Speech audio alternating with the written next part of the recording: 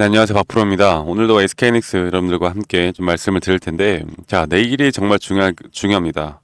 물론 내일 우리나라장이 아니라 내일 미장이 끝나고 나서 28일 엔비디아 실적 발표가 난 후에 우리나라 AI 반도체 쪽 그리고 SK하이닉스나 삼성전자의 이 단기 방향성이 결정될 수도 있는 상당히 중요한 날이라고 여러분들께 말씀을 드릴 수가 있겠고, 자, SK하이닉스에 대한 주가 흐름이 오늘도 좀 약세로 나타나고 있습니다. 약세로 나타나고 있고, 현재 우리나라 시장에서는 이제 29일장 목요일장에 이 엔비디아 실적 발표에 대한 부분들이 또 반영이 되어가면서 주가의 흐름을 만들어낼 텐데, 여기에 대해서 여러분들께 좀 더 자세하게 앞으로 우리가 어떻게 대응을 해야 되고, 단기적으로 그리고 9월에 있을 이제 금리 인하에 대한 부분들, 그리고 11월에 있을 또 대선에 대한 부분들 에 대한 흐름까지도 확실하게 좀 알고 가셔야 될 것 같습니다. 그리고 현재 이 SK하이닉스는 결국 제가 강조를 드리고 있는 게 이 탑다운 방식의 주가 흐름을 이해를 하셔야 됩니다. 그리고 SK하이닉스가 뭐 개별 종목이나 재료 모멘텀이 상당히 너무나 좋은 건 여러분들 다 아실 겁니다. 그런데 그런 흐름들만 가지고, 그런 재료만 가지고 주가가 올라갔다라고 하면 지금 이렇게 조정이 나오면 안 되죠. 그러면 결국 SK하이닉스, 뭐 삼성전자도 마찬가지고요. 이런 탑다운 방식으로 결국 글로벌 증시에 대한 영향을 가장 많이 받고 있고, 글로벌 증시가 올라가줘야 우리 SK하이닉스의 주가도 올라갈 수밖에 없다라는 거. 저는 적어도 2024년도 올해만큼은 이런 흐름들이 더 강하게 나올 거라 봅니다. 그래서 SK하이닉스에 대한 주가, 기업 가치, 기업 분석을 하는 것도 중요하겠지만, 지금 가장 우리가 집중을 해야 되는 건 결국 이런 것들이다. 고레이스 금리나 그리고 엔비디아 실적 발표, 이런 글로벌 증시를 이해를 해 나가면서 앞으로 이런 단기 고점에 대한 부분들을 좀 말씀을 드릴 텐데, 오늘 내용도 여러분들 너무나 중요한 내용이니까 영상 끝까지 꼭 시청하시길 바라겠고요. 일단은 먼저 보여드릴게요. 어저께는 이 다우존스가 역대 최고치를 경신을 했습니다. 그리고 나스닥 같은 경우는 보합세로 마무리가 되었는데, 그 이유가 지금 여러분들이 아시는 것처럼 이 다우존스에 대한 주가 흐름은 약간 성장주 느낌의 그런 종목들이 상당히 강하게 있거든요. 성장주. 그러면 성장주라는 게 무엇이냐? 바로 저금리. 이 저금리에 따른 또 수혜를 받을 수 있는 종목들이 다우존스에 상당히 많다. 그렇기 때문에 앞으로 이런 9월 금리 인하에 대한 기대감이 앞으로 러셀 지수나 이 다우존스의 지수를 상당히 또 상승시킬 것이다 라고 보는 게 맞습니다. 자, 그리고 나스닥 같은 경우는 결국 중요한 건 바로 28일 이 엔비디아의 실적 발표가 어떻게 되어 갈지에 대해서 지금 미국 시장도 좀 숨고르기에 좀 눈치 보기 싸움이 되어 가고 있는 거예요. 네. 이런 점들을 아시면 되겠고, 어떻게 보면 참 살떨리기도 하죠. 이 엔비디아라는 종목 하나가 전 세계를 좌지우지한다라는 게 말이 안 되는 것 같기도 한데, 정말 또 말이 안 되는 일이 현재 이렇게 벌어지고 있다. 왜냐면 최근에 미국 나스닥 시장을 결국 이끌어 나갔던 건 빅테크 기업들의 성장이었고, 그 중심이 바로 이 엔비디아였습니다. 그래서 이 엔비디아 실적이 좋냐 안 좋냐가 이 AI 쪽 이 섹터의 흐름들을 그냥 판도를 바꿔 놔버리거든요. 그래서 이런 것들이 또 우리 반도체 쪽에도 상당히 관련이 많다 보니까 결국 우리도 엔비디아의 흐름을 파악을 해가 나가면서 가져가야 하는데, 이런 부분들을 볼 때 결국 이 엔비디아 실적 발표에 이 월가에서는 주목을 할 수밖에 없는 것이고, 그리고 엔비디아의 실적 보고서와 기업의 인공지능 투자 지속 여부에 대해서 이런 시장 심리의 중요한 변곡점이 될 수 있다는 걸 아셔야 됩니다. 그리고 현재 이렇게 9월 금리 인하가 기정사실화가 되어 간 가운데 이 엔비디아의 실적 발표에 촉각을 곤두세우고 있고요. 현재 AI 반도체 기업으로서 최고의 자리를 굳힌 엔비디아가 이런 실적 발표에 대해서 아마도 2배 이상 증가를 하지 않을까, 또다시 또 괜찮은 그 매출과 영업이익이 나오지 않을까라는 생각을 해보고 있는데, 사실 이번에 실적 발표가 어떻게 보면 저는 그렇게 생각을 해요.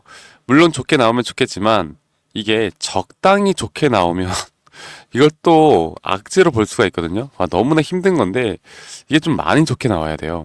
그래서 이전과 비슷한 흐름이라도 나와줘야 하는데, 이게 성장을 하긴 했는데 약간 이게 어설픈데? 라는 약간 느낌이라도 오면은 이게 또 시장이 또 어떻게 충격적으로 다가올지 모릅니다.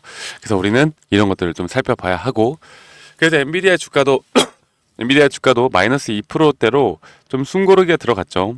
지금 여기에 대해서는 아마 발표 후에 수급들이 터져 나오지 않을까. 그래서 거래량이 또 그렇게 크게 나오지 않은 상황에서 좀 숨고르기가 되어 가고 있다라고 보시면 되겠고, 결국에 금리 인하가 앞으로의 또 키포인트가 될 수 있습니다. 그래서 금리 인하에 대해서 여러분들께 좀 말씀을 드릴 건데, 이 금리 인하를 좀 이용을 해서 제가 SK하이닉스에 대한 단기 고점을 좀 잡아드렸잖아요. 제가 여기에 대해서 한 번 더 좀 말씀을 드려보자면, 금리 인하를 좀 우리가 하나 좀 제대로 이해를 하고 가셔야 되기 때문에 제가 한 번 더 좀 말씀드리겠습니다. 자, 예전에 2000년도에도 이렇게 6.5%대에서 1.25%대로 하락을 했고, 2006년도에도 고금리가 유지가 되어 가다가 동결 이후에 하락, 그리고 18년도에도 마찬가지였는데, 그러면 주가가 이제 기준금리가 낮춰지기 시작하는 이런 지점에서는 과연 주가가 올라가느냐, 이런 걸로 우리가 봐야 하는데요. 자, 볼까요? 다우존스를 보면요, 주가 금리 인하가 시작이 되는 부분부터 주가 하락, 그리고 이때도 주가 하락, 그리고 이때도 급락, 이렇게 나오거든요. 그 이유가 뭘까요? 우리가 일반적으로 알고 있는 게 금리 인하가 되면 금리 인하가 되면 주가가 올라가는 거 아닌가요? 올라가는 거 아닌가요? 물어보시는데, 맞습니다. 맞는데요. 금리 인하라는 게 어느 정도 안정화가 되어야 그때부터 자산시장이 올라간다. 이게 뭐 주식도 그렇고 부동산도 그렇고 마찬가지고요. 그러면은 동결 이후에 첫 금리 인하. 그러면 그 다음에는 어떻게 되느냐? 역사적으로 볼 때 항상 조정이 나왔다는 거. 물론 이게 장기 조정이냐, 단기 조정이냐에 따라 좀 다르긴 하지만, 그래도 어쨌든 조정은 나왔다는 거 우리가 이해를 하고 가셔야 돼요. 그게 9월 금리 인하면 얼마 안 남았는데, 저는 SK하이닉스가 단기적으로 10월 초까지도 상승 가능하다고 보고 있고, 여기에 대한 이제 고점 신호를 파악하는 게 가장 중요하다라고 말씀드리고 있습니다. 왜냐면 이제는 시장 트렌드가 좀 바뀌었잖아요. 야, SK하이닉스 우리나라 대표 기업인데 나 이거 들고 그냥 쭉 가면 되지 뭘 팔고 그래, 이렇게 생각하시는 분들이 많은데, 여러분들 주식에는 트렌드가 바뀌었어요. 바뀌었고 이제 그렇게 해서 큰돈 버는 시대가 아닙니다. 앞으로 이 단기 고점에서 우리가 적어도 50% 정도의 분할 매도를 하지 않으면 이 단기 조정이 또 나왔을 때 여기서 또 심리적으로 멘탈적으로 흔들릴 수밖에 없고 후회를 할 수밖에 없죠. 야, 그때 조금이라도 팔 걸.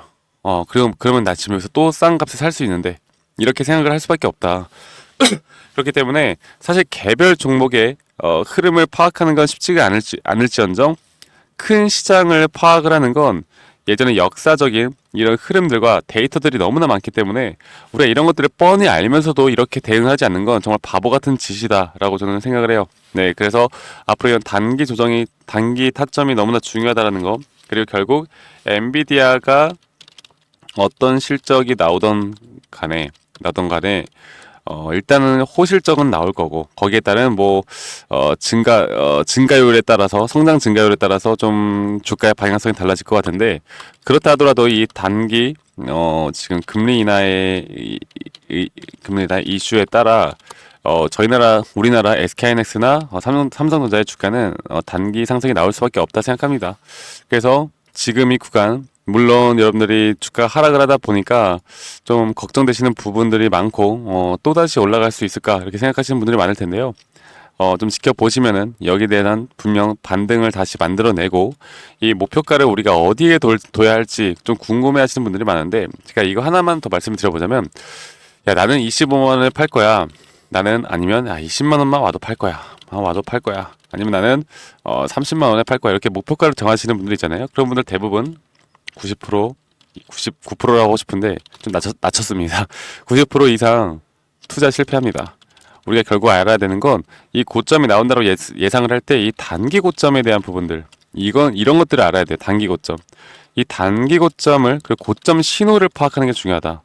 고점 신호를 파악하는 건 어떻게 파악하느냐? 바로 이 거래량, 시장 분위기, 시장 상황, 시장 분석, 그리고 거래 대금, 그리고 수급의 주체가 누가 빠져나가느냐, 이런 것들을 우리가 파악을 해야 되거든요. 그래서 이런 고점 신호에 대한 부분들을, 결국 우리가 돈을 버는 건 타점이고, 결국 우리가 돈을 버는 건 매도를 해야 돈을 버는 거잖아요. 제가 앞으로 SK하이닉스 지금 28일 엔비디아의 실적에 대한 부분들, 그리고 시장 상황에, 그리고 9월 금리 인하에 대한 단기 고점까지 우리 구독자분들과 함께 해 나갈 거니까 아직까지 저에게 지금 문자 안 주신 분들이라면 저희 문자 한 통 남겨주시면 제가 이런 부분들 실시간으로 우리 구독자분들에게 정보들과 브리핑 그리고 단기 타점에 대한 실시간 장중에 나오는 타점들까지 공유하도록 하겠습니다. 그래서 SK하이닉스의 하이라고 저기 문자 한 통 남기시면 되시겠고 구독, 좋아요는 필수로 한 번씩만 눌러주세요. 아시겠죠? 자, 어저께도 정말 많은 분들이 저에게 또 이제 문자를 주셨는데 혹시나 답장을 받지 못하신 분들이라면 저에게 한 번 더 혹시 스팸으로 처리가 될 수도 있어서 한 번 더 저에게 문자 보내주시면 제가 최대한 빠르게 답장 도움 드리도록 하겠습니다. 그리고 여러분들이 제 영상을 많이 시청해 주시고 이렇게 구독, 좋아요 해주시는 것만으로도 저에게 정말 큰 도움이 되기 때문에 여러분들 구독, 좋아요도 한 번씩만 꼭 눌러주시면 감사하겠고 결국에 우리가 돈을 버는 게 뭐라 그랬어요? 이 매도 타점을 잡는 거다. 이 매도 타점을 매도를 해야 돈을 버는 거지 수익이 나는 거지 내가 평가 수익만 가지고 계속 들고 간다고 이거는 돈을 버는 게 아니에요. 그리고 뭐라 그랬어요? 제가 이거를 5년 10년 들고 가면 나는 더 큰 부자가 될 거야 라는 꿈과 희망, 망상에 빠지면 안 된다고 말씀드리고 있습니다. 네, 아시겠죠? 영원한 건 없다.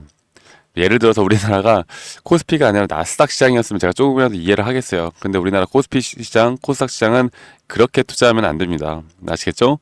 그리고 뭐 여러 가지 가치 투자에 대한 분석들이나 이런 것들은 우리나라 시장이 아니라 이 미장에 적합된 기법들이기 때문에 우리나라 시장은 또 우리나라 시장에 맞게 우리가 대응을 해야 된다라는 걸 제가 한 번 더 좀 말씀드릴게요. 결국보다 우리는 그냥 기본적인 원칙, 쌀 때 매수해서 또 비쌀 때 매도하라. 이 타점을 잘 끌고 가고 여기에 대한 고점 신호와 또는 눌림목에 대한 상승 신호만 잘 파악해 나갈 수 있다고 하면 충분히 큰 돈 벌 수 있는 기회가 나올 수 있다고 보고요. SK하이닉스에 대한 만약에 오늘 조정이 혹은 내일까지 어느 정도 또 조정이 온다라고 하면 여기에서 강력하게 또 매수를 해볼 만한 자리들이 나올 거라 보고 있거든요. 그래서 추가적으로 좀 물량을 더 담고 싶으신 분들은 제가 여기에 대한 부분들도 여러분들께 알려드리도록 하겠습니다. 그러니까 지금 이 구간들 절대 매수매도 너무 쉽게 하지 마시고요. 매수매도의 타점들 제가 저 박프로가 여러분들과 함께 나갈 테니까 걱정하지 마시고 앞으로 저와 함께 이끌어 나가시면 되시겠고 그리고 또 한 가지 말씀을 드리고 싶은 건 결국 우리가 뭡니까? 여러분들 우리가 돈을 벌기 위해서 이렇게 투자를 하고 우리가 또 개인들은 또 세력과 뭐 외국인과 기관에 이길 수가 없다 뭐 이런 말들 많이 하잖아요. 그런 개인들이 결국 이길 수 있는 방법은 바로 이 기다림과 관망입니다. 관망. 기다림과 관망인데 이게 사실 심리적으로 흔들릴 수밖에 없어요. 왜냐면 이런 말들 많이 들어봤죠. 지금 남들은 사는데 나는 못 사가지고 나만 수익 못 보는 거 아니야?